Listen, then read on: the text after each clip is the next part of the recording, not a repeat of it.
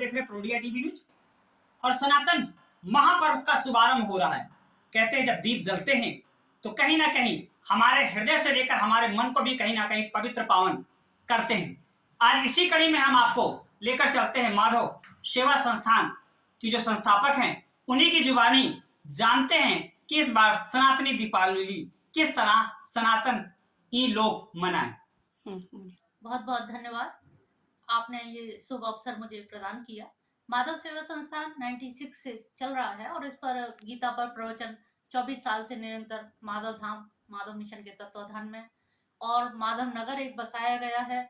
माधव मंदिर नानकारी में स्थापित है, जहाँ पर हम लोग दीपावली तो मनाते ही मनाते हैं। पूरा कानपुर शहर दीपावली मनाता है, लेकिन मैं थोड़ी सी यहाँ की परंपरा से हटके, क्योंकि मैं ब्रज की वासनी हूँ, ब्रज की रहने वाली हूँ, मेरा जन्म ब्रज का है, तो मैं गोवर्धन पूजा बहुत जोर शोर से दीप मालिकाओं के साथ में सजाकर और वो नानकारी मंदिर से उत्सव जो है वहां से मनाया जाएगा।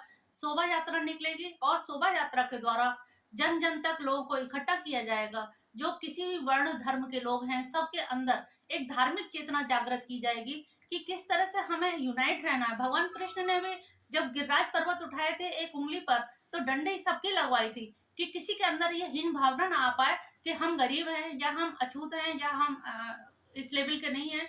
तो सबके डंडे दिखा दिया कि सब बराबर हैं, वो समता के स्थान पर, जैसे कि गीता में भी कहा गया समत्वम योगोच्यते। उसी भाव को लेकर के बहुदेववाद की प्रथा को तोड़ते हुए भगवान श्री कृष्ण ने जो एकेश्वरवाद की स्थापना की थी, तो माधव मिशन के द्वारा माधव सेवा संस्थान के माध्यम से एकेश्वरवाद की स्थापना करने ही मैं ब्रज से कानपुर आई हूँ। और यही मुझे उद्देश्य बार बार लगता है, चरवती निरंतर मुझे चलता रहना है। और मैंने इसी के तहत अपने कार्य करने के लिए सनातन धर्म की स्थापना को जोरदारी से जड़ों को गहरा करने के लिए, उसको पानी देने के लिए मैंने डिग्री कॉलेज से बीआरएस, डीएवी कॉलेज से बीआरएस ले लिया दर्शन विभाग से, क्योंकि ये कार्य ज्यादा महत्वपूर्ण मुझे लगा। नौकरी तो उधर पूर्ति तो दुनिया कर लेती है, लेकिन जन जन तक धार्मिक चेतना जगाने का, अलग जगाने का कार्य मैंने प्रारंभ कर दिया है। 24 घंटे मेरे अब इसी कार्य में लगे हैं। भगवान की कृपा रही तो आगे कुछ कर दिखाएंगे, ऐसी मेरी इच्छा है।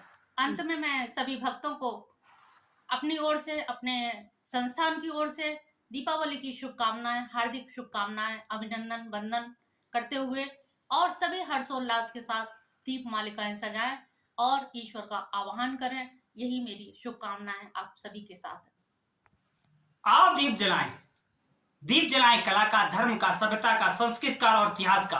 कहते गति प्रगति का मूल है मंत्र, ये तुम ना भूलना। तो कहीं ना कहीं आपके द्वारा हम लोग को मिला कि जीवन में निरंतर हमें गति करना चाहिए और गति से ही हम प्रगति मार्ग पर बन सकते हैं, उसी ओर बढ़ सकते हैं और भारत को अखंड गुरु बना सकते हैं। बने रहें प्रोडिया टीवी न्यूज के साथ। धन्यवाद।